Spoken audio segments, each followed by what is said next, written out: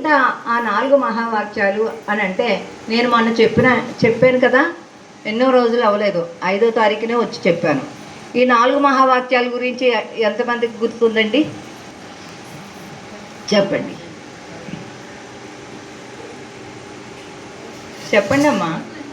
4 మాటలు చెప్పండి, దాని గురించి నేను చెప్తాను.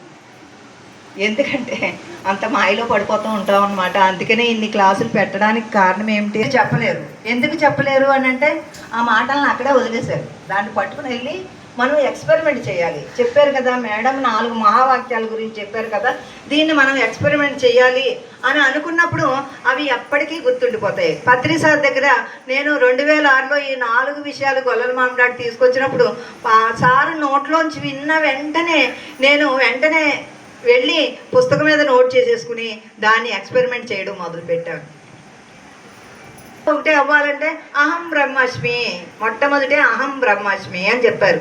అహం బ్రహ్మాస్మి అంటే నేనే దైవాన్ని, అంటే నేను దైవం అంటే దైవానికి ఉన్న లక్షణాలు నా దగ్గర ఉన్నాయా అని మనల్ని మనం జడ్జి చేసుకోవాలి.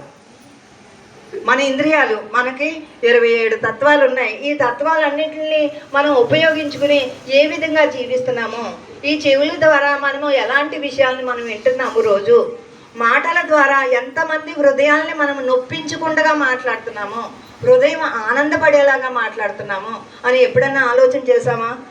మనం ఎవరి మీద కోపం ఉంటుంది, ఆ కోపాన్ని వాళ్ళ మీద తీర్చుకోలేక మన పిల్లల మీద, మన మొగుళ్ళ మీద, పిల్లల మీద జీవించేస్తూ ఉంటాము. ఆ కోపంలో ఏ మాట అంటున్నామో మనకే ఎరుక ఉండదు. ఎరుక లేని మాటలు మాట్లాడినప్పుడు ఏమవుతుంది?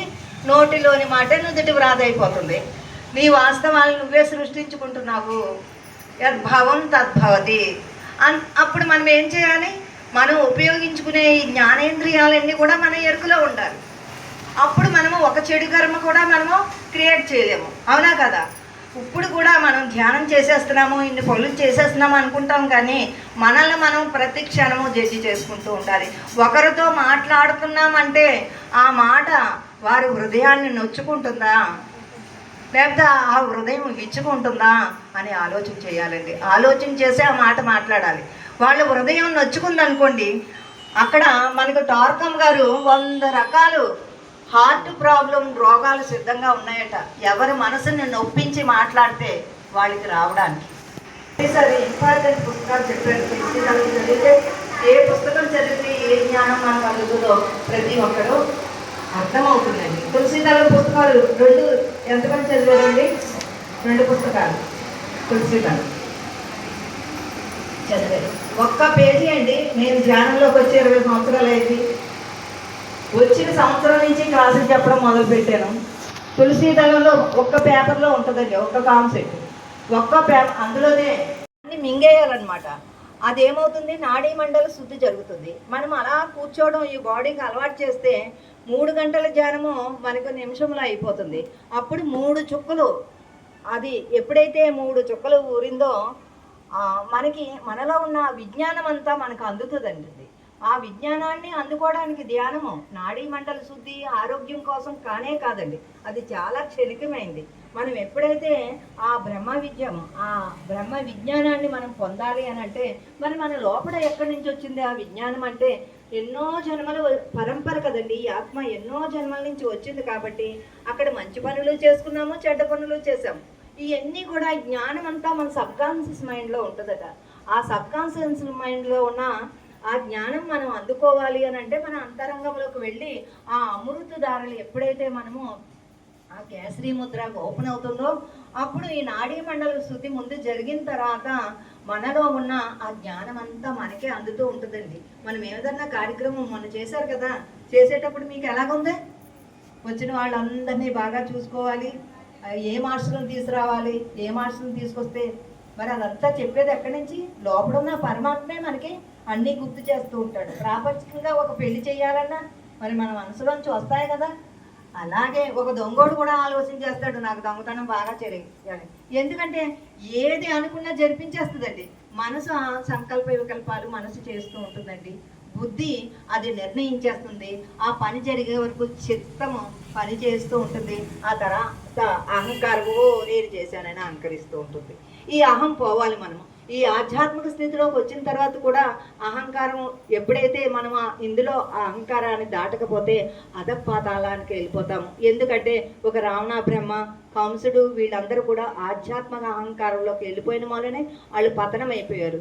అలా కాకుండా మనము ఈ జ్ఞానాన్ని అందరికీ అందించినప్పుడు మాత్రమే మనం ఉన్నతోన్నతిగా మనము వెళ్ళగలుగుతామని. అలాగే మనకి ఉత్తర గీత కూడా ఈ మధ్యన ఉత్తర గీత చెప్పమన్నారండి జూమ్లో. ఇప్పుడు వరకు భగవద్గీత చాలామంది చెప్పేశారు, ఉత్తర గీత ఎవరో చదవలేదట, ఎవరు రావట్లేదంటే అయితే నేను చెప్తానని అది ఎప్పుడో మొదట్లో చదివాను, మళ్ళీ ఇప్పుడు చెప్పాలని మళ్ళీ బయటకు తీశానమాట. అక్కడ శ్రీకృష్ణ పరమాత్మ చెబుతున్నాడు, మరి ఈ పూజలు, భక్తి, స్తోత్రం ఇవన్నీ మొదటి స్థితి వాళ్ళకి. ఎప్పుడైతే ఈ స్థితిని దాటిపోయామో మళ్ళీ కిందకి వెళ్ళవలసిన పని లేదు. ఆ జ్ఞానాన్ని అందుకున్నప్పుడే ఉన్నతోన్నతమైన విజ్ఞానాన్ని మీరు పొందగలుగుతారు. ఇంకా కొత్తవి చదవాలి, 701 శ్లోకము చదివితేనే కానీ ఫలితం ఉండదని, ఇంకా దాంట్లోనే సమయం పెడితే మనం జీవితకాలము అంతా ఉన్నా కానీ పత్రిసారి చదివిన అన్ని పుస్తకాలు మనం చదవలేమండి. చదవగలమా? ఆయన ఎంత సూక్ష్మంగా మనకి 37 పుస్తకాలు ఇచ్చారు, చిన్ని పుస్తకాలు. ఆ చిన్ని పుస్తకాలు చదివి తులసిదళం 2 చదివితే మనం పరిపూర్ణమైన ఆత్మజ్ఞానాన్ని అందుకోగలుగుతామండి. ఉత్తర గీతలో ఏమని చెప్తున్నారంటే, జీవితకాలం అంతా పుస్తకాలన్నీ చదువుతూ కూర్చుంటే నువ్వు ఎప్పుడు ఆశ్రయిస్తావు? మరి కొంత సమయం మనం సంసారంలో ఉన్నాం కదా, సంసార జీవితంలో కొన్ని ఉంటాయి, దానికి కొంత సమయం తీసేయాలి. ఉన్న సమయాన్ని పత్రిసారి అందించిన సూటి అయిన జ్ఞానాన్ని ఎప్పుడైతే మనం ఆచరించిన జ్ఞానాన్ని ప్రతి ఒక్కరికి అందించామంటే ఉన్న సమయంలోనే మనము ఉన్నతమైన జ్ఞానాన్ని పొందగలుగుతాము. మరి ఇదే భూమి అనేది ఆఖరి మెట్టు అని చెప్పారు. ఈ ఆఖరి మెట్టును దాటాలి అని అంటే వృద్ధులకు కూడా జ్ఞానం అందిస్తే నెక్స్ట్ జన్మంలో చిన్నప్పటి నుంచి ధ్యాన సాధన చేస్తే వాళ్ళ యొక్క జీవితాన్ని ధన్యం చేసుకుంటారని చెప్పడం జరిగింది. మరి మిడిమిడి జ్ఞానం నుంచి మనం బయటకు వచ్చేసిన తర్వాత ఇక సిద్ధులు అదొక పెద్ద శత్రువు. ఎందుకంటే ఇలా కూర్చోగానే మనకు తడే ఓపెన్ అయిపోతుందండి, మనసు శూన్యం చేసుకోగానే. అంటే ఇక్కడ 4 నేత్రాలు ఉంటాయండి అందరికీ కూడా. ఒకటి మనకి 2 ఈ బాహునేత్రాలు, ఇక 3వది ఏంటంటే మనోనేత్రం ఇక్కడ ఉంటుందండి, ఈ తడే అంటాము. ఈ మనోనేత్రంలో మనం ధ్యానం లేనప్పుడు కూడా యాత్రలు వెళ్తే కొన్ని ఎన్నో చూస్తాము, కొన్ని మాత్రమే గుర్తుంటాయండి. అన్నీ గుర్తుంటాయా? కొన్ని ఇక్కడ మనోనేత్రము ఫోటో తీసుకుంటుందంట. ఆ ఫ్రంట్ ఎప్పుడైతే తీసుకుందో ఇంటికి వచ్చి అలా నిద్రపోతూ ఊహించుకుంటే అక్కడికి వెళ్ళి చూసినట్టే కనిపిస్తాయి. అలాగే ధ్యానంలో కూర్చున్నప్పుడు కూడా మనం పత్రి గారి గురించి, బుద్ధుడి గురించి, అందరి గురించి వింటూ ఉంటాము. ఆ దృశ్యాలు కూడా మనకి ఇష్టం అనమాట. ధ్యానం చేస్తున్నాం కాబట్టి శక్తి పెరుగుతుంది కాబట్టి అవి మన మనోనేత్రంలోకి వచ్చేస్తాయి. అప్పుడు మనం ఇలా కళ్ళు మూసుకోగానే బుద్ధుడు, కృష్ణుడు, జీసస్ వీళ్ళన్నీ అందరూ కనిపిస్తారు. కనిపించి 1 నిమిషంలో మాయమైపోతూ ఉంటారట. అప్పుడు మనం ఏం చేయాలి? అప్పుడు ఎరుకలోకి ఉండాలి. మీరు కనిపించారు కదా, మీరు నాకు ఏ జ్ఞానం అందివ్వడానికి వచ్చారు, కానీ ఆ ఎరుక మనకు ఉండదు. అలా చూస్తే మాయమైపోతూ ఉంటారు. కానీ అదే ధారణా స్థితి. ఆ ధారణ వచ్చిన వాళ్ళు అక్కడికి వచ్చిన మాస్టర్లతో మాట్లాడగలుగుతారు. ఎందుకంటే 5 సెకండ్లన్నా వాళ్ళని నిలబెట్టగలిగే శక్తి మనకు వస్తుంది మొదట్లో. కానీ మిడిమిడిగా మనం ఏంటంటే నాకు కనిపించేశారు అని ఇదే తడే అనుకుని అందరికీ చెప్పుకుంటూ ఉంటాము. చెప్పడం మంచిదే, కానీ ఇంకా వారి దగ్గర నుంచి ఎంత జ్ఞానం మనం పొందామో, వారి జ్ఞానాన్ని అందివ్వడానికి మన దగ్గరకు వచ్చారు. మరి వారిని ప్రశ్నించే శక్తి వచ్చిందా మీకు? మరి ప్రశ్నించే శక్తి రావాలి. కనిపిస్తూ ఉంటారు, ఎందుకంటే అది మనోనేత్రంలోనే. ఆ మనోనేత్రంలో బయట దృశ్యాలు కూడా తీసుకుంటాం. మనం తీసుకున్నాం కాబట్టి కనిపిస్తున్నాయి. కానీ మనకి అంతరనేత్రం తెరుచుకోవాలి.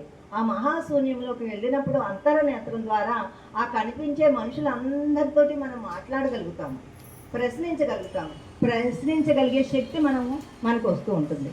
అలా కనిపించి మాయమైపోతూ ఉంటారండి. వాళ్ళు ధ్యానం చేసే వాళ్ళంటే చాలా ఇష్టము కాబట్టి వాళ్ళు వచ్చేస్తూ ఉంటారు. వచ్చినప్పుడు వాళ్ళని గుర్తుపట్టగలగాలి.